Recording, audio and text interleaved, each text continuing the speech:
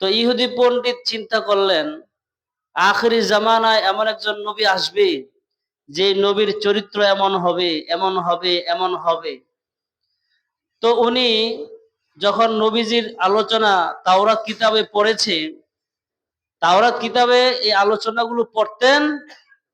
আর যিনি নবীজি মুহাম্মদ সাল্লাল্লাহু আলাইহি ওয়াসাল্লাম, ওনার বিষয়ে উনি জানতে চাইলেন যে আসলে তাওরাতের সাথে মুহাম্মদ সাল্লাল্লাহু আলাইহি সাল্লামের মিল আছে কিনা। তো ইহুদি পণ্ডিত যায়েদ ইবনে সুআনাহ, নাম কি? সুআনাহ। উনি তাওরাতের সাথে নবীজিকে মিলাইলেন। নবীজিকে মিলিয়ে দেখলেন যে তাওরাতের মধ্যে যেভাবে আখিরি জামানার নবীর আগমন এবং তার বৈশিষ্ট্য এবং তার চরিত্র, আদব আখলাক, গঠন, কথাবার্তা, বংশ, সব কিছুই কি মিলে। খালি দুইটা জিনিস মিল পায় না। কয়টা জিনিসের? যায়েদ ইবনে সুআনাহ বলেন যে আমি নবীজির সকল বিষয়গুলোই আমি দেখতে পাইছি। নবীজির দিকে যখন তাকাই তো দেখি হুবহু সেই নবীজির আখলাক তাওরাতে যেভাবে লেখা আছে, তার বডির মধ্যে এভাবে ফিটিং করা আছে। সুবহানাল্লাহ। তো যায়েদ ইবনে সুআনাহ তিনি চিন্তা করলেন, আখিরি জামানার নবী হযরত মুহাম্মদ মুস্তাফা সাল্লাল্লাহু আলাইহি ওয়াসাল্লাম, তার বিষয়ে আরেকটু গবেষণা করে দেখি। দেখি আখিরি জামানার নবী দাবিদার, তার মধ্যে সবগুলা চরিত্র পাওয়া যায় কিনা। দুইটা চরিত্র পাওয়া যাইতেছে না। একটা কি? তাওরাত কিতাবে লেখা আছে নবীজির ধৈর্য রাগের চেয়েও 1000 গুণ বেশি। সুবহানাল্লাহ। নবীর ধৈর্য কিসের থেকে বেশি? যত পরিমাণ রাগ, তার চেয়ে বেশি কি? ধৈর্য। তাহলে ধৈর্য অনেক বেশি। এবং নবীজির ধৈর্যর তখনই বেশি পাওয়া যায় যখন নবীজির উপরে কেউ দুর্ব্যবহার করে। তাহলে নবীজির উপরে যখন কেউ দুর্ব্যবহার করে, তখন এই দুর্ব্যবহার, নবীজি কিন্তু দুর্ব্যবহার দিয়ে উত্তর দেয় না, বরং উত্তম ব্যবহারের মাধ্যমে নবীজি দুর্ব্যবহারের উত্তর দিতেন। সুবহানাল্লাহ। তো যায়েদ ইবনে সুআনাহ উনি চিন্তা করলেন ওই দুইটা বিষয় কিভাবে জানা যায়। তো সব সময় নবীজির কাছাকাছি থাকতেন। লোক ছিল ইহুদি, কিন্তু সব সময় কার কাছে থাকতেন? কাছে আসতেন না, কিন্তু কাছাকাছি থাকতেন। তো একদিন নবীজি রাস্তায় বের হলেন, আর ওই মধ্যে একজন লোক এসে নবীজিকে বলল, এ পয়গম্বর, বুসরাতে কয়েকজন এক গ্রামের মানুষ তারা ইসলাম ধর্ম গ্রহণ করেছে। আলহামদুলিল্লাহ। তবে তাদের শর্ত হইল তারা খুব অভাবী, মুসিবত, বিপদগ্রস্ত, ওই দেশে ফসল হয় না, দুর্ভিক্ষ। তো আমি তাদেরকে বলছি, তোমরা যদি মুসলমান হও তাহলে আমাদের নবী তোমাদেরকে সহযোগিতা করবে। তো 8 হিজরি সনে, কয় হিজরি? 8 হিজরি, মানে নবীজির বাঁচার, মানে মৃত্যুবরণ করার আর মাত্র 2 বছর বাকি আছে। কয় বছর? তো নবীজি ওই সময় মদিনায় ছিলেন রাষ্ট্রপ্রধান। নবীজির কাছে এসে বলতেছে, হে পয়গম্বর, একটা গ্রামের মানুষ মুসলমান হয়েছে, তারা খুব অভাবে আছে। আমি তাদেরকে বলেছি যে তোমরা যদি ইসলাম ধর্ম গ্রহণ করো তাহলে পয়গম্বর তোমাদেরকে সাহায্য করবে। সুবহানাল্লাহ। তো পয়গম্বর এদিক সেদিক তাকায়া দেখে মদিনার রাষ্ট্রপ্রধান, তার কাছে দেওয়ার মতো কিছুই নাই। এই দান করবে, দান করার কি? এই যে এদিকে, এই যে আমার দিকে চান, রাষ্ট্রপ্রধান সহযোগিতা করবে, কিন্তু দেওয়ার মতো কিছুই নাই। সহযোগিতা করবে, কিছু নাই। ওই সাহাবী বলতেছে, পয়গম্বর, এই মুহূর্তে যদি আপনি ওই গ্রামবাসীকে সহযোগিতা না করেন, তো গ্রামের মানুষগুলো বেঈমান হয়ে যাবে। তারা বলবে মুসলমান ধোঁকাবাজ, মুসলমান ধোঁকাবাজ, মুসলমান ধোঁকা দিয়া মুসলমান বানাইয়া আজকে তারা আমাদের খোঁজ খবর নেয় না। ও পয়গম্বর, ওই নতুন মুসলমান তাদেরকে সহযোগিতা করার জন্য একটা ব্যবস্থা নেন। পয়গম্বর এদিক সেদিক তাকায় আর এদিক সেদিক তাকায়, আর ওই সময় যায়েদ ইবনে সনা, নাম কি? ওই যে যায়েদ ইবনে সনা, সে নবীজিকে পরীক্ষা করার জন্য আশেপাশে ঘুরতেছে। টেস্ট করে দেখি নবীজির সবর কি পরিমাণ, নবীর ধৈর্য কম না বেশি দেখবে।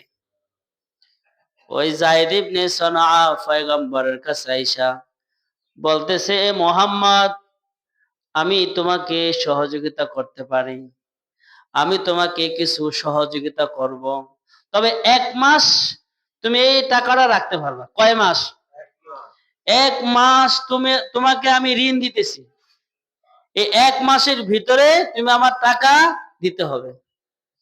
নবীজিকে তাহলে তো অনেক ভালো হয়, এই মুহূর্তে আমার কিছু টাকা দরকার, যে টাকা দিয়ে আমি গরিব অসহায় মুসলমানকে সহযোগিতা করব। এই মুহূর্তে টাকা দেওয়া তো অনেক বিশাল বিষয়। যায়েদ ইবনে সনা মদিনার ইহুদি পণ্ডিত নবীজিকে পরীক্ষা করার জন্য নবীজিকে কিছু স্বর্ণ মুদ্রা ঋণ দেয়। স্বর্ণ মুদ্রা কি দেয়? ঋণ বুঝেন তো? একজনের সহযোগিতা হিসাবে কিছু দেয়, ভাই তুমি এটা সাইরা পরে আমারে কি দিও। তো নবীজি কার থেকে সহযোগিতা নিছেন? ইহুদির থেকে। এই ইহুদির আসলে শুধুমাত্র তার দান করা উদ্দেশ্য নয়, সহযোগিতা করা উদ্দেশ্য নয়, ঋণ দেওয়া উদ্দেশ্য নয়, বরং সে নবীজিকে কি করতে চায়? পরীক্ষা করতে চায়। নবীজির ঋণ নিয়ে ওই অসহায় মুসলমানদেরকে সহযোগিতা করলেন। এই যে একজন মানুষকে ঋণ দিয়ে সহযোগিতা করা, ইসলামে এটা বড় সওয়াবের বিষয়।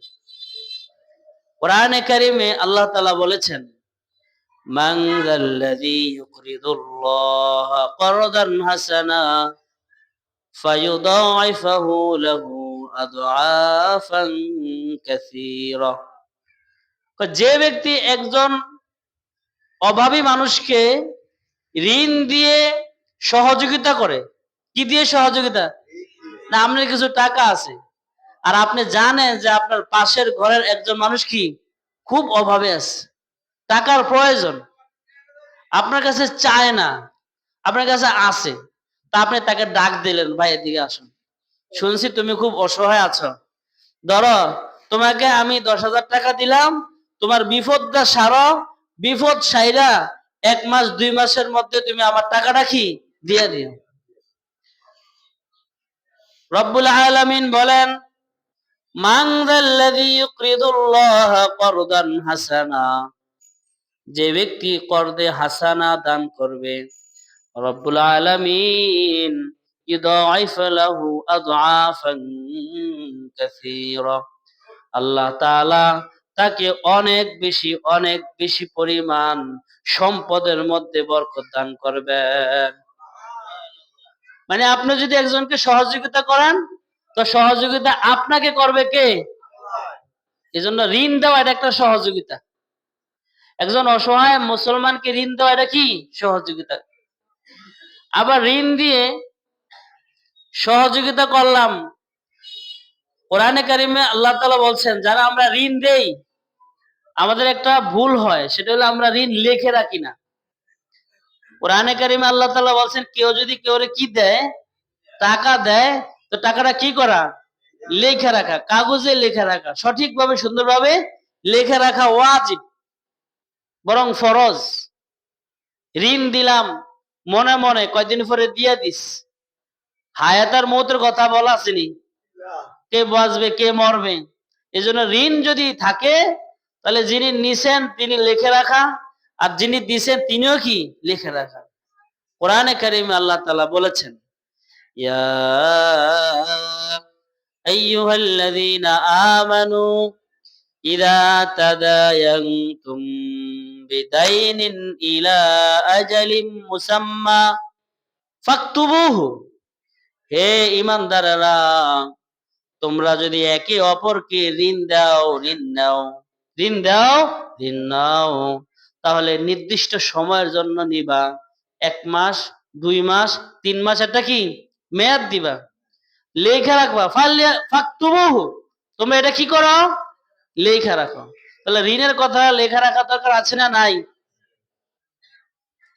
আবার ঋণ দিয়ে নিয়ে আমাদের দেশে চলে কি, ঋণ দিছে, এর বিনিময়ে বলে যে তোমার আমি 50,000 টাকা দিব, তুমি আমার এর মধ্যে লাভ দিও, প্রতি মাসে মাসে 2,000 3,000 করে কি দিও। তাই লাভ, এটা ঋণ দেওয়ার পরে লাভ নেওয়া, এটা হইলো সুদ। বলেন, ঋণ দিয়ে সহযোগিতা করে লাভ নেওয়াটা কি বলে? সুদ বলে। সুদ বড় মারাত্মক। সুদের গুনাহ মায়ের সাথে জিনা করার সমপরিমাণ সব, নাউজুবিল্লাহ। সুদের গুনাহ 1 টাকা সুদ নেওয়া, তার মানে হলো 36 বার জিনা করার গুনাহ হয়, নাউজুবিল্লাহ। একবার গুনাহ করা, এই একবার সুদ নেওয়া, এটা আল্লাহর সাথে যুদ্ধ করার ঘোষণা দেওয়া, নাউজুবিল্লাহ। আল্লাহর সাথে যুদ্ধ করার ঘোষণা দিবে, এটা কি সম্ভব কারো পক্ষে? যার পক্ষে আল্লাহর সাথে যুদ্ধ করা সম্ভব, সে সুদ খাইতে পারে, নাউজুবিল্লাহ। যে সুদ দিবে তার যে গুনাহ, যে সুদ নিবে তারও কি, যে লেখা রাখবে তারও গুনাহ, যে সাক্ষী থাকবে তারও কি সমান গুনাহ। আল্লাহ তাআলা আমাদের সমাজকে সুদমুক্ত সমাজ হিসেবে কবুল করুক, বলেন আমিন। সহযোগিতা করা, এটা ইসলামে আছে। সহযোগিতা করলে খুশি হয় আল্লাহ, আর আল্লাহ খুশি হয়ে বান্দাকে যে সহযোগিতা করেছে তাকে বেশি পরিমাণ সম্পদ, ইজ্জতের মধ্যে বরকত দান করেন। টাকা ব্যাংকে রাইখা দিলেই হয় না, টাকা জায়গা মতো দিলে কি হয়, বাড়তে থাকে। টাকা নেওয়ার পরে অনেক মানুষ আছে ঘুরায়, আছে না নাই? টাকা নিছে, সমস্যাটা তো এখানে। টাকা নেওয়ার পরে দেয় না, ঘুরায় ঘুরায় ঘুরায়। নবীজি বলেন, মান আখাযা আমওয়ালান নাস, যে ব্যক্তি মানুষের টাকা ধার নিছে, ইউরিদু আদাআহা, এবং সে আদায় করে দেওয়ার ইচ্ছা করেছে, যে আমি টাকা নিছি কি করব, ইউরিদু আদাআহা আদাল্লাহু আনহু, আল্লাহ তাআলার পক্ষ থেকে তার ঋণটা আদায় করার ব্যবস্থা করে দেন। মানে নিছে, দেওয়ার নিয়তেই নিছে, দিয়ে দিবেই নিছে, দিয়ে দিবে, কিন্তু দিতে পারে না। তো এই ব্যক্তিকে ঋণ দেওয়ার সহযোগিতা করেন কে? আল্লাহই সহযোগিতা করে, যে তুমি ঋণ নিছো, দিয়া দেওয়ার নিয়ত করছো, তো তোমাকে আমি ঋণ পরিশোধের ব্যবস্থা করে দিলাম। আর যদি ওই ব্যক্তি মারা যায়, টাকা নিছে, দিয়ে দেওয়ার নিয়ত করছে, কিন্তু দিতে পারে নাই, আছে না এমন? ওই ব্যক্তি মারা গেছে, পয়গম্বর বলেন, মান আখাযা ইউরিদু আতলাফাহা, যে ব্যক্তি ঋণ নিয়েছে, ঋণ দিতে পারে নাই, মারা গেছে, তো মৃত্যুর পরে আল্লাহ তাআলা হাসরের ময়দানে আল্লাহর পক্ষ থেকে ঋণ পরিশোধ করে দিবেন। কথার কথা, 1,000 টাকা আপনি নিছেন, আপনি দিয়ে দিবেন, তো দিতে পারতেছেন না, আপনার নিয়ত হলো দিয়ে দিবেন, দিতে পারতেছেন না। তো এভাবে যদি কেউ মারা যায়, তো দেখা যাবে মৃত্যুর পরে 1,000 টাকা দেওয়া লাগবে না, দুনিয়াতে না দেই না, মরার পরে দেওয়া লাগবে নি। যদি সময় না পায়, ঋণ পরিশোধের সময় না পায়, এভাবেই লোকটা মারা গেছে, তো আল্লাহ তাআলা ওই ব্যক্তির হাসরের মাঠে ওই ব্যক্তিকে ঋণ পরিশোধ করে দিবেন, তাকে পরিশোধ করে দিবেন, বলবেন যে আমি তোমার পক্ষ থেকে দিয়ে দিলাম, যাও। ঋণ পরিশোধ করা দরকার। অনেকেই আর্থিকভাবে ঋণ পরিশোধ করতে পারে না, এই জন্য কিছু আমল করা দরকার আছে। ঋণ নিছে দিতে পারে না, কিছু কি করা দরকার? আমল। একটা আমল হইল দোয়া। এটা দোয়া। পয়গম্বর বলেছেন, যার ফেনা সমুদ্র উহুদ পাহাড় পরিমাণ ঋণ, কি পাহাড় পরিমাণ? পাহাড় পরিমাণ ঋণ আছে, ওই ব্যক্তি যদি 5 ওয়াক্ত নামাজ আদায় করে আর নামাজের পর পর এই দোয়াটা পড়ে, আল্লাহুম্মা কফিনি বিহালালিকা আন হারামিকা ওয়া আগনিনি বিফাদলিকা আম্মান সিওয়াক, ওই ব্যক্তির উহুদ পাহাড় পরিমাণ ঋণ আল্লাহ তাআলা পরিশোধের ব্যবস্থা করে দিবেন। কি করতে হবে? দোয়া। বলেন না, আবার দোয়াটা বলেন, আল্লাহুম্মা কফিনি বিহালালিকা আন হারামিকা ওয়া আগনিনি বিফাদলিকা আম্মান সিওয়াক। আরেকটা দোয়া আছে, আল্লাহুম্মা ইন্নী আউযু বিকা মিনাল হাম্মি ওয়াল হুজনি ওয়া আউযু বিকা মিনাল আজজি ওয়াল কাসালি ওয়া আউযু বিকা মিনাল জুবনি ওয়াল বুখলি ওয়া আউযু বিকা মিন গালাবাতিদ দাইনি ওয়া কাহরির রিজাল। এই দোয়া, দোয়াটা অনেক সুন্দর অর্থ। শুধু ঋণ নয়, এই দোয়ার মধ্যে অনেক বিশাল আছে, বিশাল কিছু আছে। একটা দোয়া, দোয়ার মধ্যে কি বিশাল কিছু আছে। দোয়ার অর্থ কি? আল্লাহুম্মা ইন্নী আউযু বিকা, হে আল্লাহ আমি আপনার কাছে আশ্রয় চাই। আমি আপনার কাছে কি চাই? কি জন্য? মিনাল হাম্মি ওয়াল হুজনি, আমি পেরেশানি আর অস্থিরতা থেকে আমি আপনার কাছে আশ্রয় চাই। আমগো পেরেশানি আছে না নাই? ব্যবসা বাণিজ্য বলেন, টাকা পয়সা বলেন, লেনদেন বলেন, বিবি বাল বাচ্চা বলেন, সব নিয়ে পেরেশানি আছি না? সবকিছু নিয়ে একটা পেরেশানি, একটা ব্যস্ততা। তো বলে এই ব্যস্ততা থেকে এই দুইটা শব্দ, আল্লাহুম্মা ইন্নী আউযু বিকা মিনাল হাম্মি ওয়াল হুজনি, ব্যস্ততা আর পেরেশানি, দুঃখ দুর্দশা থেকে আল্লাহ আমাকে আশ্রয় দান করেন।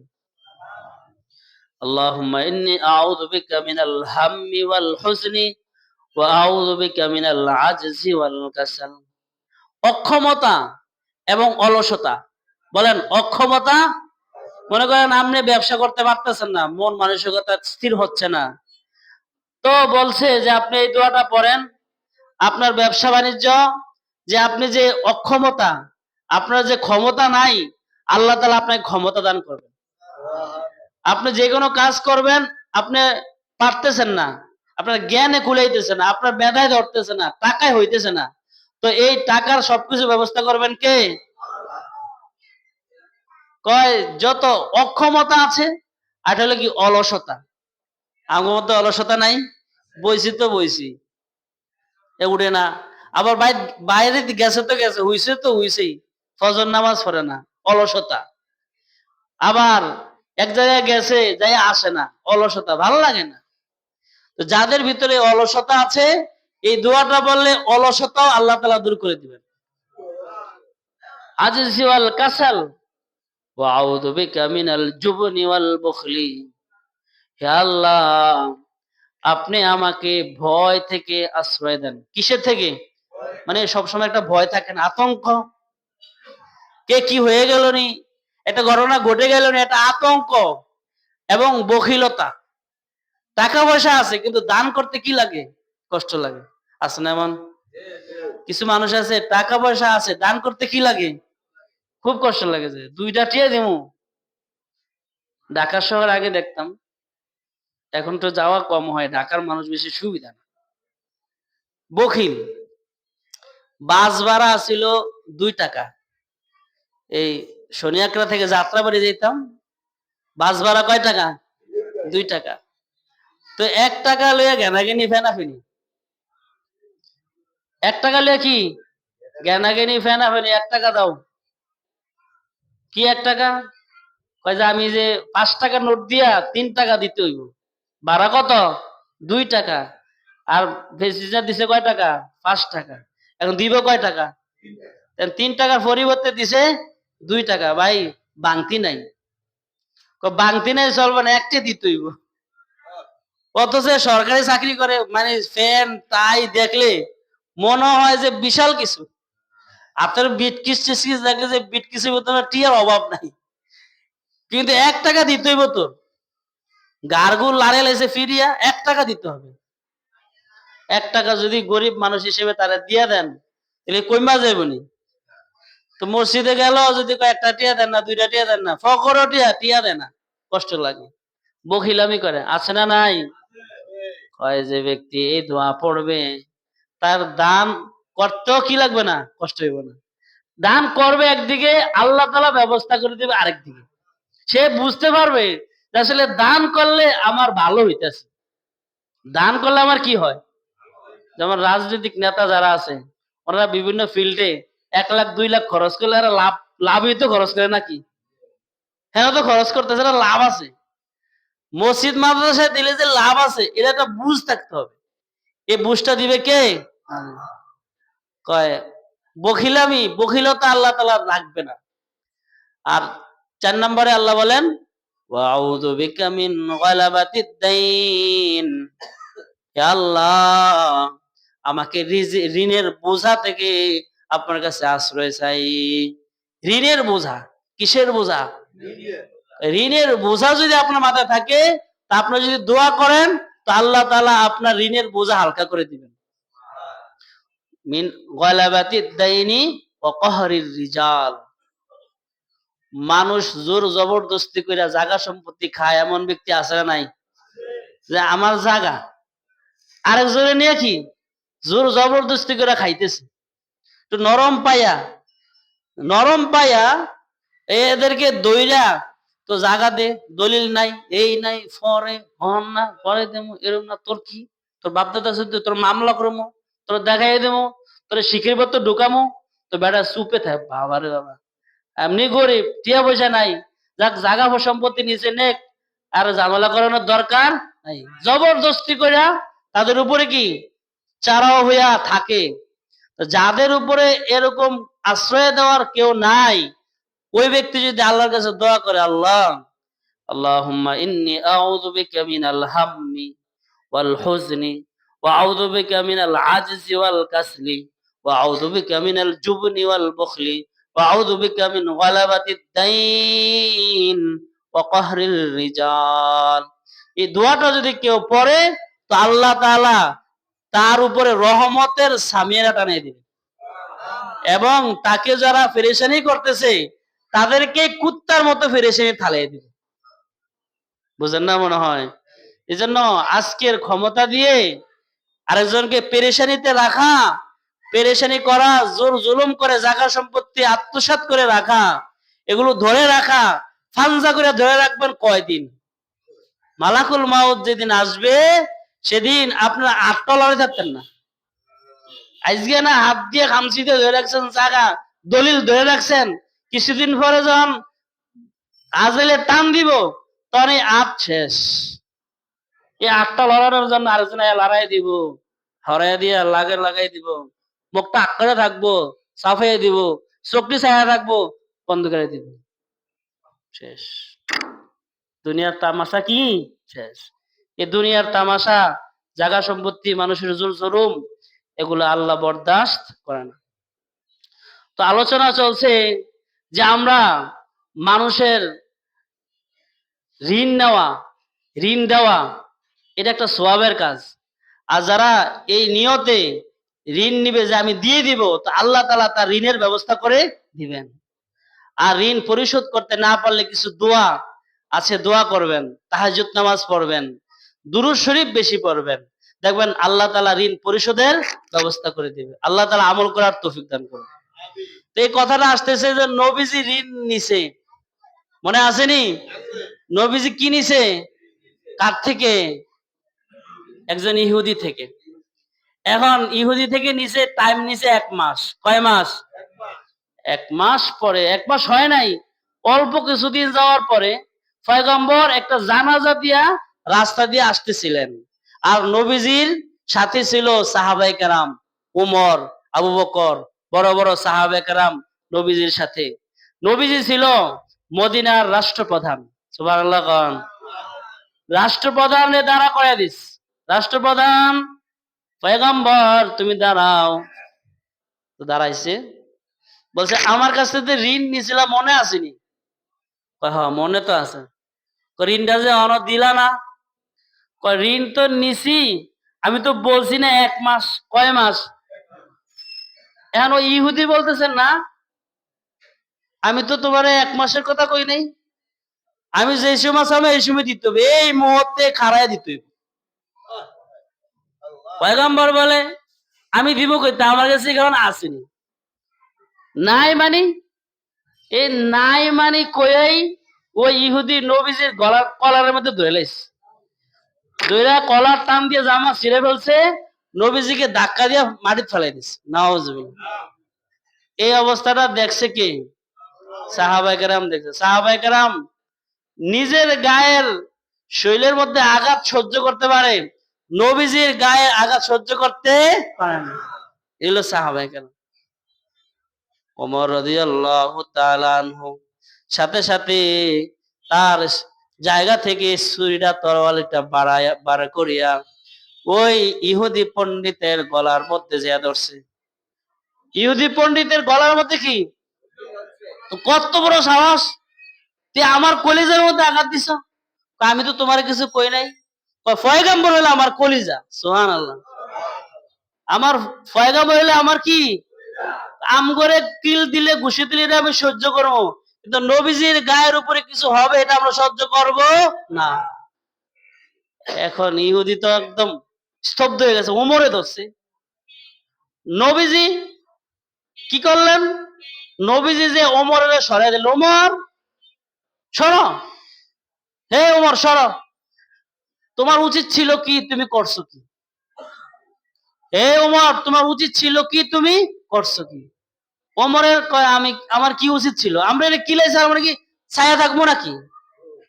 কয় না, তোমার উচিত ছিল তুমি আমাকে বলা যে হে পয়গম্বর, আমনে ওনার টাকাটা দিয়ে দিন।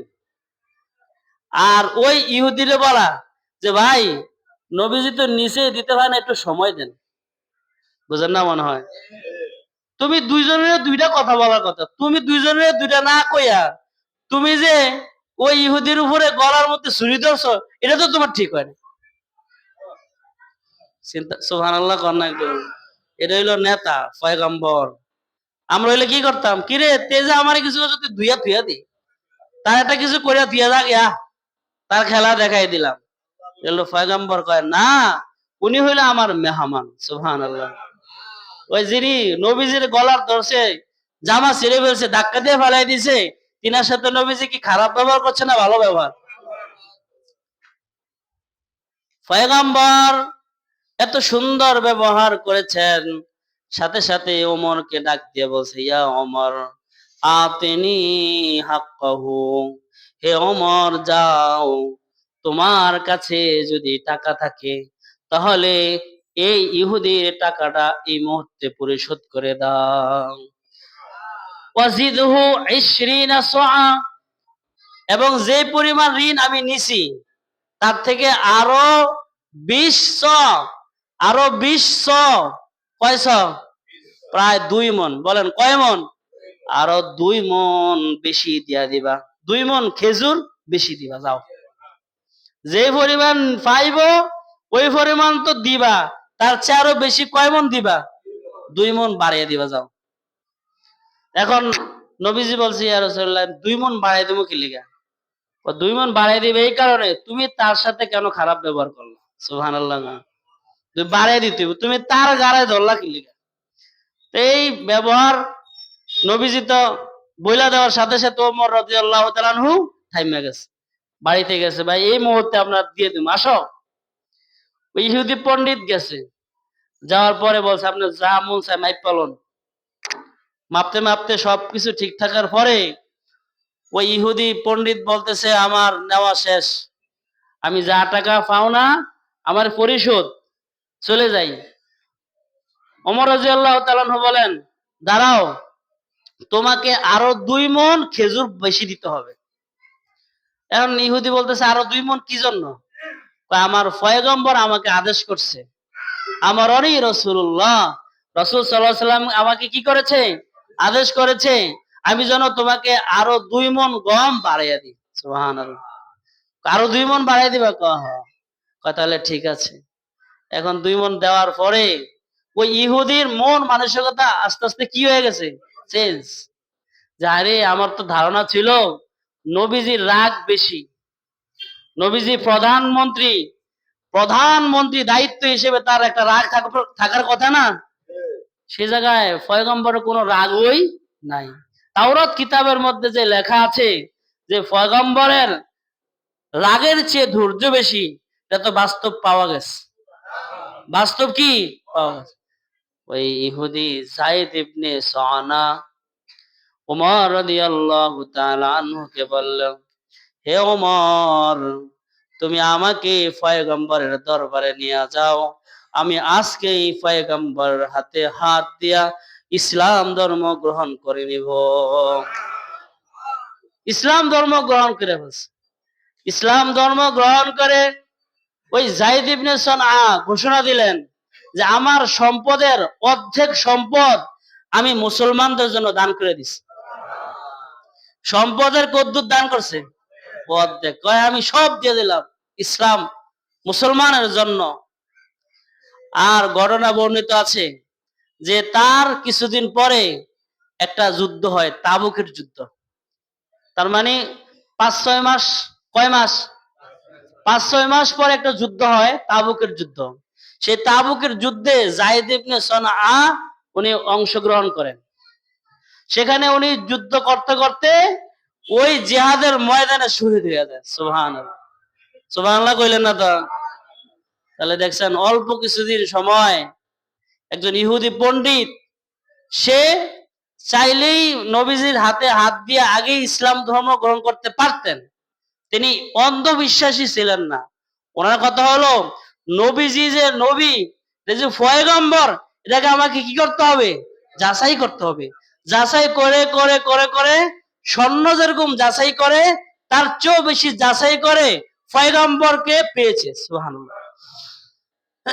এই জন্য আমরা যখন নেতা গ্রহণ করব, অবশ্যই আমাদের নেতাদেরকে এরকম নবীওয়ালা আদর্শবান নেতা দেখে আমরা গ্রহণ করা দরকার। খায় থাকলে তাকে শুধরানো যে আপনি নেতা, আপনার এরকম করা উচিত না।